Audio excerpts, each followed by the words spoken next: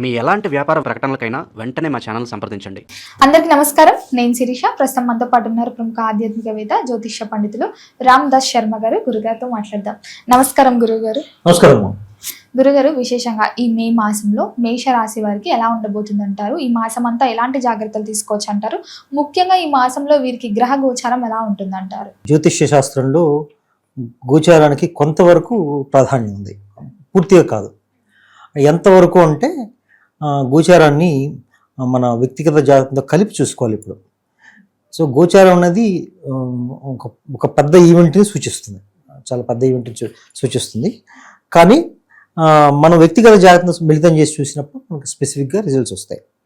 అయితే గోచారాన్ని గురించి నేను జ్యోతిష్యం నేర్చుకున్నప్పుడు మా గురుగారు ఒక మాట అనేవారు. ఆయన ఏమనేవారు అంటే, గోచారం అనేది ఎలా చూడాలంటే, ఇప్పుడు మన వ్యక్తిగత జాతకం అనేది మన జీవనం అనేది ఒక ప్రయాణం అనుకుంటే, మన వ్యక్తిగత జాతకం అనేది ఒక కారు లాంటిది. జాతకం కానీ దశ కానీ మహాదశ కానీ దానిలో వచ్చే అంతర్దశ అనేది డ్రైవర్ లాంటిది. తర్వాత గోచారం అనేది మన చుట్టూ ఉన్న వాతావరణం లాంటిది. ఇప్పుడు వాతావరణం బాగాలేకపోతే మనం కాసేపు ఆగి వెళ్తాం బయటికి, అంతే కదా. ఇప్పుడు కారే బాగాలేదనుకోండి, వాతావరణం ఎంత బాగున్నా కూడా మనం ఏం చేయలేం.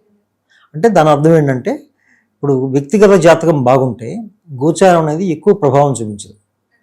అంటే మన కుండలిలో, మన కర్మలో, మన ఒక వ్యక్తి యొక్క కర్మలో అన్ని గ్రహాలు బాగా స్ట్రాంగ్గా ఉండి మంచి పొజిషన్స్లో ఉండి ఆయన మేలు చేస్తున్నాయి అనుకోండి, గోచారం ఎంత బాగలేకపోయినా కూడా ఏం ఇబ్బంది ఉండదు వాళ్ళకి.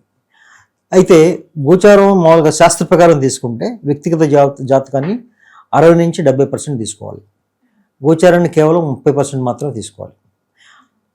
అలా తీసుకొని చూస్తేనే మనకి తెలుస్తాయి. తర్వాత ఇప్పుడు ఏంటంటే దిన ఫలితాలు, వార ఫలితాలు అలా చూస్తూ ఉంటారు. అది చూసేప్పుడు ఏంటంటే కొన్ని గ్రహాలని అనుసరించి అది చూడాల్సి వస్తుంది.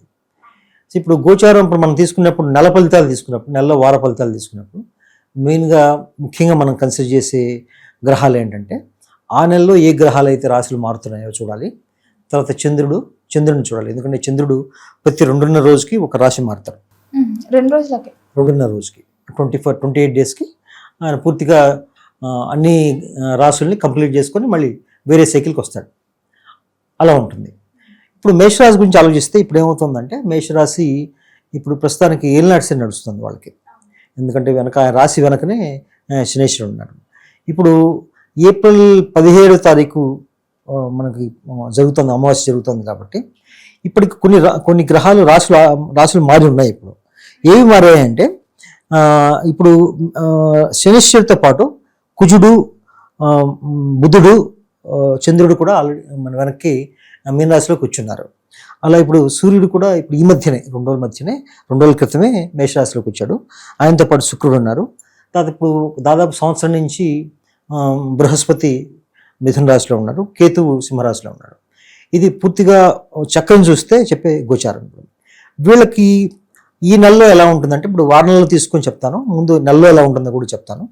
ఈ నెలంతా ఎలా ఉంటుందంటే, అంటే సూర్యుడు మళ్ళీ మారిందాక వీళ్ళకి కొంచెం ఉష్ణ వాతావరణం ఉంటుంది. అంటే వాళ్ళు తీసుకోవాల్సిన జాగ్రత్తలు ఏంటంటే, సూర్యుడు జన్మరాశి మీదకి వచ్చాడు కాబట్టి వాళ్ళ బాడీకి, దేహానికి ఎక్కువ ఉష్ణం చేసే అవకాశం ఉంది. అంటే వాళ్ళు హీట్ చేసే అవకాశం ఉంది, వేడి చేసే అవకాశం ఉంది. వాళ్ళు దాంతోపాటు ఏంటంటే, వాళ్ళు ఎక్కువ ఫిజికల్గా ఎక్కువ, అంటే భౌతికంగా ఎక్కువ శ్రమ పడితే దాన్ని వాళ్ళకి తట్టుకోలేరు.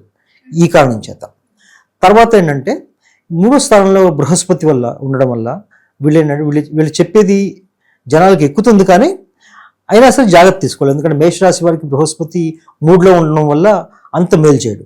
అంత మేలు చేయడు. 4వ స్థానానికి వచ్చి ఉచ్చస్థితి పట్టినప్పుడు అప్పుడు బాగా జరుగుతుంది. ఇప్పుడు 5వ స్థానంలో కేతు ఉన్నాడు. 5వ స్థానంలో కేతు ఉండడం వల్ల అది చేయాలా, ఇది చేయాలా అని కన్ఫ్యూజన్ ఉంటుంది, వాళ్ళకి అయమయం ఉంటుంది. దాని నుంచి బయటపడాలంటే గణపతి ఆరాధన, దాని గురించి చెప్తాను తర్వాత. ఇప్పుడు 12వ స్థానంలో ద్వాదశ రాశిలో 4 గ్రహాలు తిరుగుతున్నాయి కాబట్టి వీళ్ళు ఏంటంటే ఎక్కువ వ్యయాన్ని ఖర్చు పెడతారు. 11వ స్థానంలో రాహు కూడా ఉన్నాడు. రాహు 11 ద్వాదశ రాశిలో, ఏకాదశి రాశిలో రాహు ఉండడం వల్ల వాళ్ళకి ఆదాయం బాగా ఉన్నప్పటికీ దానికి మించిన ఖర్చు ఉంటుంది, అధిక ఖర్చు ఉంటుంది. అందుకని ఖర్చు విషయంలో, ఎందుకంటే రాశ్యాధిపతి 12లో పడడం వల్ల దాని ఏంటంటే ఆరోగ్యానికి సంబంధించిన ఖర్చులు కానీ, దూర ప్రయాణాలకు కానీ, అట్లాంటి వాటికి సంబంధించిన ఖర్చులు వాళ్ళు ఎక్కువ చేస్తారు. ఆ విషయంలో కొంచెం నియంత్రణ పాటిస్తే బాగుంటుంది. గురుగారు ముఖ్యంగా మరి విద్యార్థులు ఉంటారు కదా, అవుట్ ఆఫ్ స్టేషన్కి వెళ్ళాలి, ఇక్కడ చదువుకోవాలని కౌన్సిలింగ్స్ కి దీనికి ప్రిపేర్ అవుతూ ఉంటారు. ముఖ్యంగా ఈ మేషరాశి విద్యార్థులు ఎవరైనా ఉంటే అలాంటివి ఏమైనా ట్రై చేస్తే కలిసి వస్తుందంటారా ఈ మాసంలో వీరికి? కలిసి వస్తుంది. ఎందుకు రాశిలోకి ఈ సూర్యుడు వచ్చాడు కాబట్టి రాశి నుంచి చంద్రుడు 4వ స్థానాధిపతి.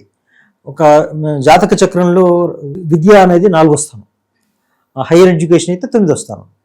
ఇప్పుడు 4వ స్థానం బాగానే ఉంది కాబట్టి విద్యార్థులకు బాగానే ఉంటుంది, చేసింది కలిసి వస్తుంది. సూర్యుడు శుక్రుడు వాళ్ళు మేలు చేస్తారు, వాళ్ళు చేసిన ప్రయత్నానికి మంచి ఫలితం ఉంటుంది. వాళ్ళు కుటుంబ వాతావరణం ఎలా ఉంటుందంటారు మేషరాశి వారికి? కుటుంబ వాతావరణం కూడా బాగానే ఉంటుంది. అయితే కొంచెం ఒడిదుడుకులు ఉంటాయి, అంటే సూర్యుడితో కలవడం. ఇప్పుడు మేషరాశి వారికి ద్వితీయ స్థానాధిపతి శుక్రుడు రవితో కలిసి ఉన్నాడు. ఏదైనా గ్రహం రవితో కలిసి ఉంటే దాన్ని కంబస్ట్ గ్రహం అంటారు.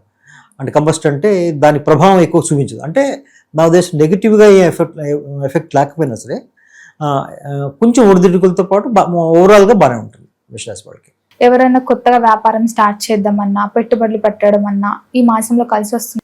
మనకి వైశాఖ మాసం శ్రేష్టం. దానికి పైగా మేషరాశి వాళ్ళకి లగ్నంలోనే రాశిలోనే శుక్రుడు ఉన్నాడు కాబట్టి కలిసి వస్తుంది. ఆర్థిక పరంగా ఎలా ఉంటుందంటారు? ఆర్థిక పరంగా కూడా బాగానే ఉంటుందమ్మా. అంటే సూర్యుడి వల్ల బాగానే ఉంటుంది. అది ఖర్చులు ఎక్కువ ఉంటుంది. ఇందాక చెప్పినట్టు ఒక 10 రూపాయలు ఇస్తే 15 రూపాయలు ఖర్చు ఉంటుంది. ఆరోగ్య పరంగా ఎలా ఉంటుందంటే? ఆరోగ్యపరంగా కొంచెం ఇబ్బంది పడతారు. ఎందుకంటే ఆరోగ్యానికి అధిపతి ఇక్కడ బుధుడు ద్వాదశంలో ఉన్నాడు. ద్వాదశంలో నీచపట్టున్నాడు. అలా నీచపట్టు ఉండడం వల్ల ఏమవుతుందంటే కొంచెం హాస్పిటల్ ఖర్చులు, ఔషధ సేవనం ఇవన్నీ ఉంటాయి, మందులు ఖర్చు పెట్టాలి ఇవన్నీ ఉంటాయి. కొంచెం ఇందాక నేను చెప్పినట్టుగా ఉష్ణతత్వం వీళ్ళకి ఎక్కువ ఉంటుంది. ఈజీగా చాలా తేలిగ్గా వాళ్ళ బాడీ హీట్ అయిపోవడం, దానికి సంబంధించిన నివారణలు రెమెడీస్ చేయాల్సి రావడం జరుగుతుంది అనమాట. కొంచెం ఆరోగ్యం యావరేజ్ అనే చెప్పాలి. వీరు ఈ మాసంలో దేని పట్ల జాగ్రత్తగా ఉంటే వీళ్ళకి బాగుంటుందంటారు? ఆరోగ్యం అనేది ఒకటి, ఖర్చులు ఒకటి, జాగ్రత్తగా ఉండాలి. అంటే అది ఎంతో అవసరమైతే తప్పించి ప్రయాణాలు చేయొద్దు. ఎంతో అవసరమైతే ప్రయాణాల్లో జాగ్రత్తలు తీసుకోవాలి. తర్వాత ఈ కన్ఫ్యూషన్ పోయి పక్కగా ఆలోచించగలగాలంటే గణపతి ఆరాధన చేయాలి. వీళ్ళు గణపతి ఆరాధన, శివుడు ఆరాధన చేస్తే వీళ్ళకి బాగుంటుంది. ఎవరికైతే ఉద్యోగ వ్యవస్థలో ఉన్నారో వాళ్ళకి ఎలా ఉంటుందంటారు? ప్రమోషన్స్ కూడా ఏమైనా వస్తే చేరొచ్చు అంటారా? ప్రమోషన్స్ వచ్చినప్పుడు కొంచెం ఆలోచించాలంటారా? ప్రమోషన్స్ కొంచెం డిలే అవ్వచ్చు. ఎందుకంటే ద్వాదశంలో రాష్ట్రాధిపతి ఉన్నాడు కదా. ద్వాదశంలో ఎప్పుడైతే రాష్ట్రాధిపతి ఉన్నాడో చేసిన ఎఫర్ట్ కొంచెం వేస్ట్ అయ్యే అవకాశం ఉంది. ఇప్పుడు ఆయన దాని ద్వాదశాన్ని దాటి మళ్ళీ రాశిలోకి వచ్చి ఆ పక్కకు వస్తే ఇంకో 1-2 నెలల్లో ఇది మెరుగుపడే అవకాశం ఉంది. వివాహ యోగం ఉందంటారా మరి వీరికి? వివాహం అయితే మనకు వస్తుందండి, మన ఉంది. అదే ప్రయత్నాలు చేసుకోవచ్చు. పైగా దానికి మనకి బృహస్పతి సపోర్ట్ కూడా ఉంటుంది. బృహస్పతి సపోర్ట్ మేషరాశి వాళ్ళకి జూన్ నుంచి ఇంకా బాగుంటుంది. 4వ స్థానానికి వచ్చి అక్కడి నుంచి ఉచ్చపడతాడు కాబట్టి వాళ్ళు అనుకున్నదాన్ని, అంటే మన గృహంలో ఉన్న ఆనందం, గృహంలో ఏ పనులు చేసినా కలిసి రావడం, ఇవన్నీ బాగుంటాయి. ప్రస్తుతానికి మాదిరిగా ఉంటుంది. జూన్ నుంచి చాలా బాగుంటుంది, బాగా ఎక్కువ సంబంధాలు ఎక్కువ.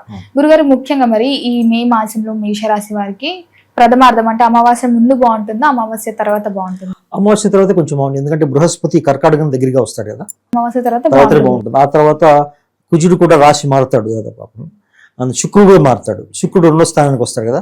శుక్రుడు ఎప్పుడైతే 2వ స్థానానికి వస్తాడు, ఏప్రిల్ 30వ తారీఖు వస్తాడు. శుక్రగ్రహం ఎప్పుడైతే ప్లేస్ మారుతుందో ధనపరంగా దానిపరంగా చాలా బాగుంటుంది మేషరాశి వారు. గురుగారు మరి అన్ని విధాలుగా కలిసి రావాలంటే ఈ మాసంలో ఎలాంటి పరిహారాలు చేసుకోవచ్చు అంటారు? గణపతి ఆరాధన చేయాలమ్మా, సుబ్రహ్మణ్యేశ్వర స్వామి ఆరాధన చేయాలి. ఈ 2 కంపల్సరీ వీళ్ళకి. కుదిరితే శనివారం రోజు శనేశ్వరుడు ఆరాధన చేస్తే మంచిది, ఈనాటిని బట్టి. గురువారు మొత్తం మీద మే మాసంలో మేషరాశి వారికి ఎలా ఉండబోతుంది, ఎలాంటి జాగ్రత్తలు తీసుకోవాలో తెలియజేసినందుకు ధన్యవాదాలండి.